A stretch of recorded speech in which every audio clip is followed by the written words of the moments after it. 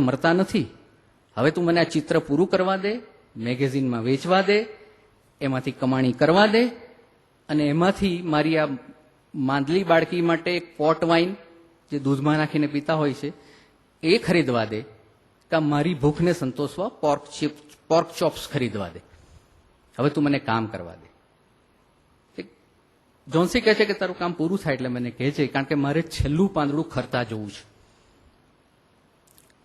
ચિત્ર પૂરું થાય છે પછી એણે એક બીજું ચિત્ર બનાવવાનું હોય છે, એક એકલવાયા ખાણિયાનું ચિત્ર, જેને માટે એક મોડેલની જરૂરિયાત છે. અહીં વાર્તામાં એક કેરેક્ટર આવે છે બેરમન. બેરમન 60 વર્ષ વટાવી ચૂકેલો એક કલાકાર છે. છેલ્લા 40 વર્ષથી પીંછી વીજી રહ્યો છે, પણ હજી કલાની દેવીની આસપાસ પણ ફરકી શક્યો નથી. દારૂ પીએ છે, રંગના થોડા લપેડા કરે એવા ચિત્રો બનાવે છે, ક્યાંક વિજ્ઞાપન માટે એકાદ બે ચિત્રો બનાવતો હશે, જેને વ્યાવસાયિક મોડેલ પોસાય નહીં એવા માટે એ મોડેલ તરીકે પણ સેવા આપે છે ને પોતાનું ગુજરાન ચલાવે છે. એની એક સૌથી મોટી લાયકાત એ છે કે એ પોતે એવું સમજે છે કે ઉપર સ્ટુડિયોમાં જે બે છોકરીઓ રહી છે એની સુરક્ષાની જવાબદારી મારી છે. એને કોઈ કીધું નથી, પોતે જ સ્વીકારી લીધી કે આની જવાબદારી મારી છે. જેટલા વાર્તાના અનુવાદો થયા, વાર્તાની ચર્ચાઓ થઈ, એમાં બેરમનનું આટલું વર્ણન પૂરતું હતું. પણ અહીં એક ઓ હેનરીના ઐતિહાસિક સંદર્ભોની વાત આવે છે, જે કદાચ પહેલી વખત ક્યાંક થઈ રહી છે.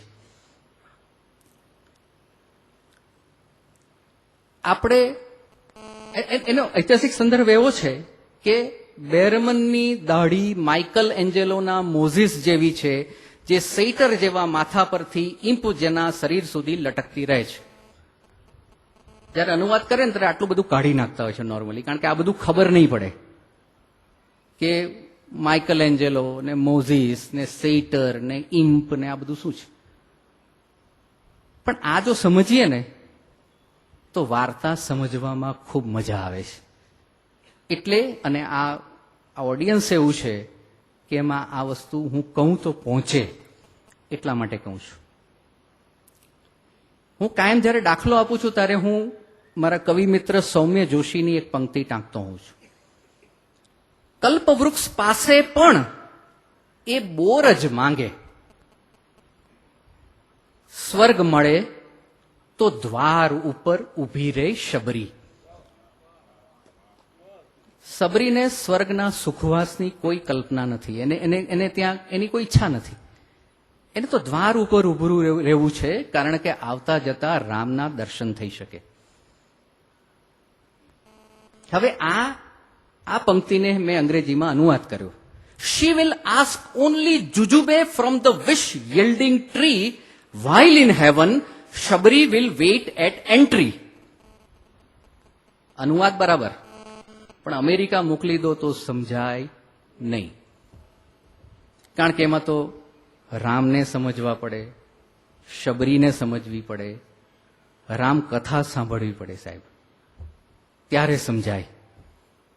એ અહર્નિશ ઇંતઝારની ઇન્તેહા એવી શબરી એમ ન સમજાય. બસ એવી જ રીતે જ્યારે ગ્રીક લિટરેચર, લેટિન લિટરેચર, બાઇબલિક લિટરેચરની વાત હોય, એ થોડીક જો સમજાય તો વાર્તા સમજવામાં ખૂબ મજા આવે.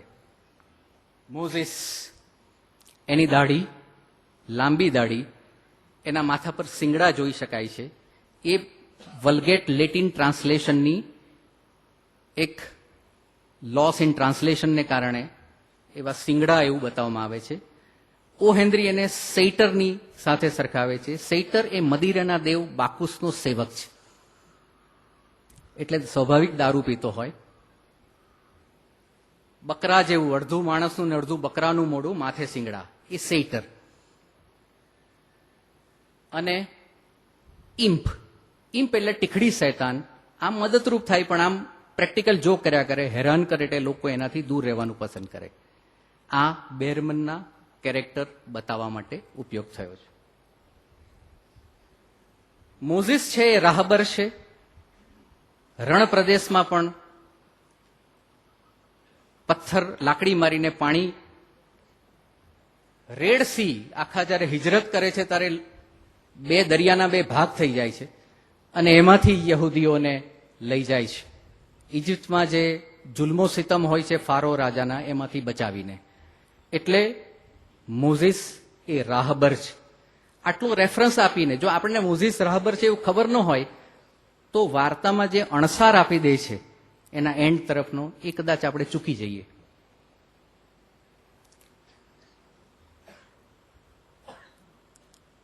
સ્યુ વાત કરે છે ત્યારે તળપદી ભાષા છે કે દુનિયામાં એવા બી ગાંડા વસટાઓ હે કે જે સરેલા પાંડલા ખરે તેનાથી મરી જહે તેવું વિચારતા હોય. મારે તારા જડહું માણસનું મોડેલ ફોડેલ નથી બનવું. શું કહે છે કે ના, એવું નથી, તમારે મોડેલ ન બનવું હોય તો કઈ નહીં, એ તો એને તાવ આવે છે એટલે એનું મગજ શૂન્ય થઈ ગયું છે.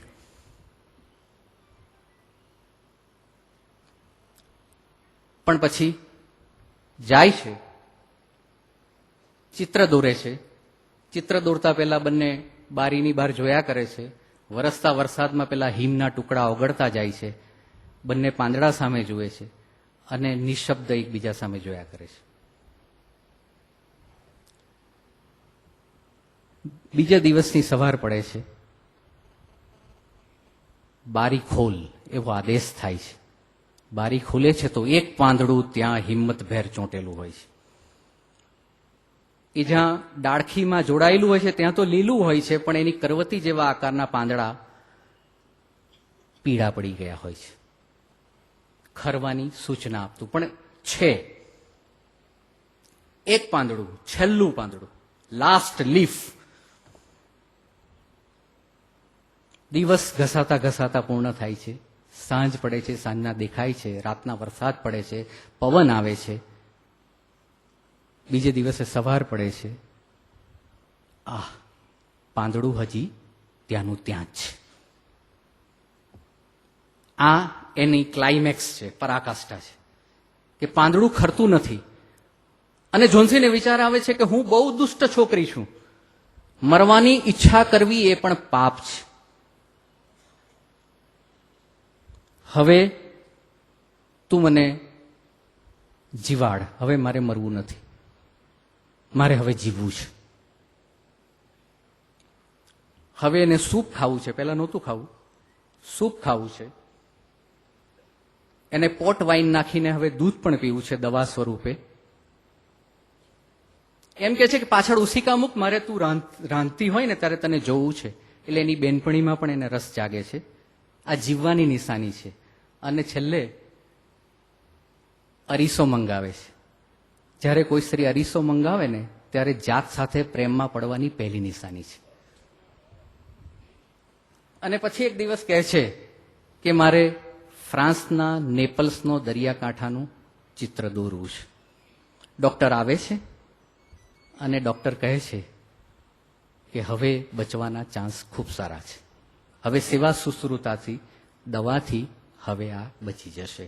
પણ મારે નીચે એક પેશન્ટને જોવાનો છે, બેરમન. એ ખૂબ માંદો છે, બચી શકે એવી કોઈ સ્થિતિ નથી, પણ છેલ્લે હેરાન ન થાય એટલે એને હોસ્પિટલમાં દાખલ કર્યો છે. ડોક્ટર જાય છે અને પછી